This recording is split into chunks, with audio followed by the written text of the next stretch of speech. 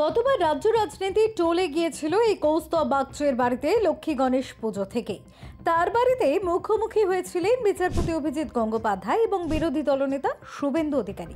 এরপরই অভিজিৎ গাঙ্গুলিকে রাজনীতির মঞ্চে প্রবেশ করতে দেখা যায়। এবার নতুন বাড়ি শিউলির গৃহপ্রবেশেও রথী মহারথীদের নিমন্ত্রণ করেছিলেন আইনজীবী ও তরুণ রাজনীতিবিদ কৌস্তব বাগচি। হাজির হয়েছিলেন প্রায় সবাই, এসেছিলেন রুদ্রনীল ঘোষও। তিনি একেবারে ধুয়েই দিলেন রাজ্যের শিক্ষামন্ত্রী ব্রাত্য বসুকে। শিক্ষামন্ত্রী মানে যার আমলে শিক্ষা চুরি হয়ে যাওয়ার পর সুপার নিউমেরিক পোস্ট করে যারা অযোগ্য, যারা চোর, তাদের চাকরির বন্দোবস্ত করে দেওয়ার যে নাট্য ব্যক্তিত্ব বন্দোবস্ত করেছিলেন তার নাম ব্রাত্য বসু।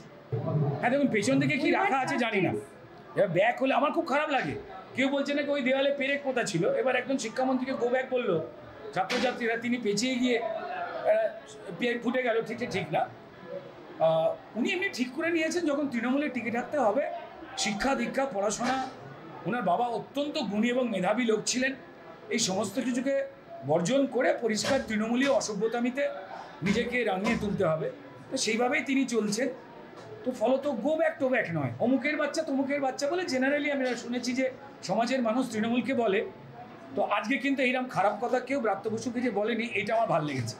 তবে তৃণমূল জাস্টিস চাইলেই তো পরিষ্কার পুলিশ দিয়ে গ্রেপ্তার করায় আমাদের মা বোনেদের খুনের মামলায়, কিংবা মোবাইল কিনে নেয়, মেয়েদেরকে তৃণমূলের নেতা মন্ত্রীরা মাতাল বলে, তাই না? তো তার কারণ তারা জানে জাস্টিস চাইলে যদি বিচার সঠিক হয় তাহলে যে ক্রিমিনাল বেরোবে সে তৃণমূলের লোক।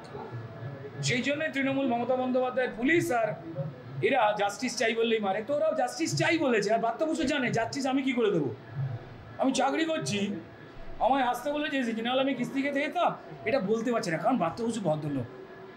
যদি বাকি তৃণমূল ববি হাকিমদের মতো হতো না, ও বলে দিত কি কিস্তি দিল, বলছে না ভদ্রলোক। কট্টর তৃণমূল বিরোধী বলে পরিচিত, যে কোনো ঘটনায় প্রতিবাদের ঝড় তোলেন। আর ঠিক তেমনভাবেই বিভিন্ন মামলায় কোর্টের ভিতরেও একই রকম আক্রমণাত্মক মেজাজে দেখা যায় কৌস্তবকে। তবে বাড়ির অনুষ্ঠানে একেবারে খোশ মেজাজে দেখা গেল তাকে।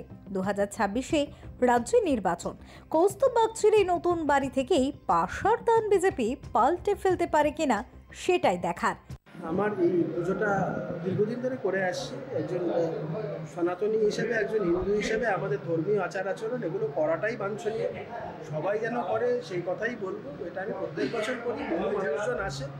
আমাদের সংস্কৃতি, আমাদের ধর্ম, এটা আমাদের সবাইকে নিজেকে রক্ষা করতে হবে। আমরা এগুলো আগামী দিনে রক্ষা না করতে পারলে আমাদের সংস্কৃতি, আমাদের সভ্যতা এগুলো কোনোটাই থাকবে।